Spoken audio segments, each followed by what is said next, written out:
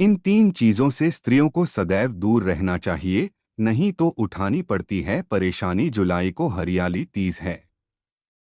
हरियाली तीज का पर्व महिलाओं को समर्पित है। इस दिन महिलाएं 16 श्रृंगार कर व्रत रखती हैं। चाणक्य ने महिलाओं को अवगुणों से दूर रहने की सलाह दी गई है। आइए जानते हैं आज की चाणक्य नीति। चाणक्य के अनुसार महिलाएं कई मामलों में पुरुषों से श्रेष्ठ होती हैं। आचार्य चाणक्य का मानना था कि अवगुणों से दूर रहने वाली स्त्री सम्मान की पात्र होती है। गुणवान स्त्री घर को स्वर्ग बना देती है, वहीं अवगुणों से युक्त स्त्री स्वर्ग को भी नरक बना सकती है।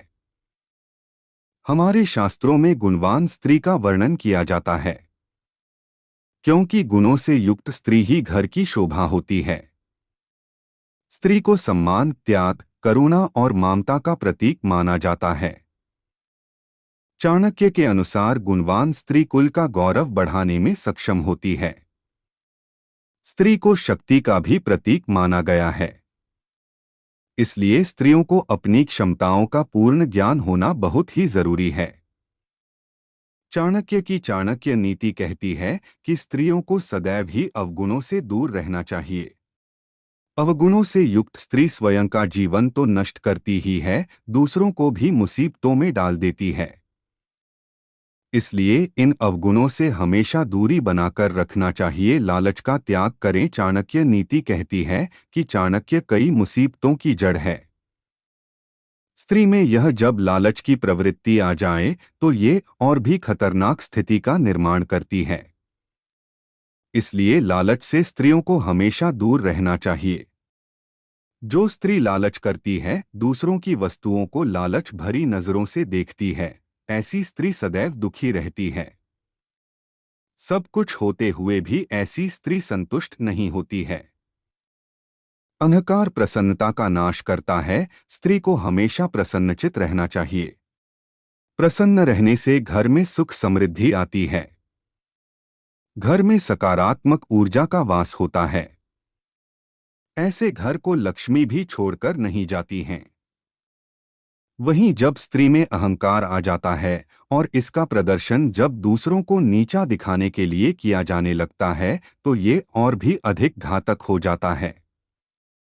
अहंकार से युक्त स्त्री का सब कुछ नष्ट हो जाता है। उसके अपने और करीबी भी धीरे धीरे उसका साथ छोड़ देते हैं। अशिक्षा का नाश करें। अशिक्षा एक अभिशाप की तरह है। शिक्षा का अर्थ अक्षर ज्ञान नहीं होता है, शिक्षा का अर्थ कल्याण भी होता है। शिक्षित स्त्री शिक्षा के माध्यम से अपने परिवार और समाज के कल्याण में विशिष्ट योगदान प्रदान करती है। इसलिए स्त्री को शिक्षा से पूर्ण होना चाहिए।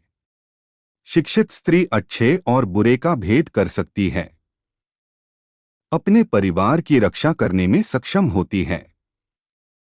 चाणक्य ने बताया था, स्त्री की इस एक चीज को उसकी सबसे बड़ी ताकत हर महिला को पता होना चाहिए। इसके बारे में आचार्य चाणक्य अपनी नीतियों और उनके ज्ञान के लिए प्रसिद्ध थे और आज भी हैं।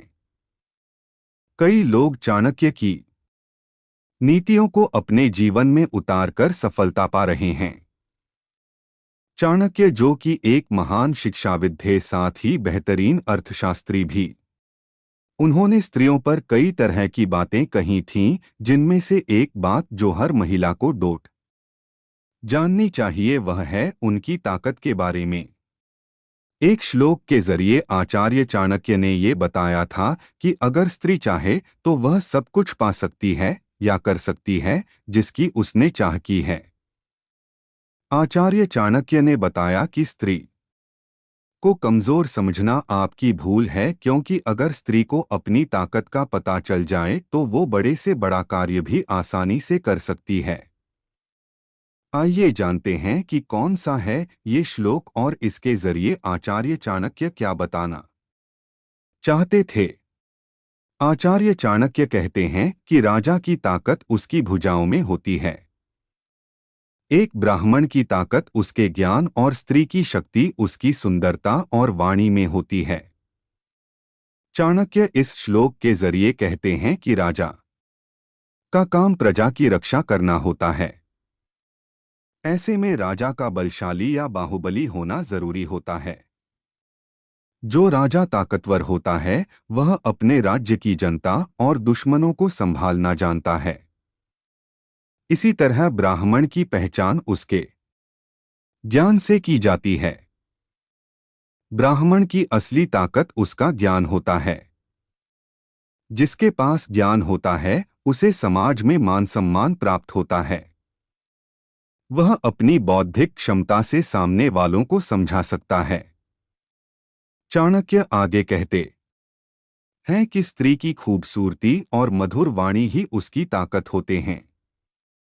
वह इसके बूते पर कुछ भी कर सकती है या फिर करवा सकती है।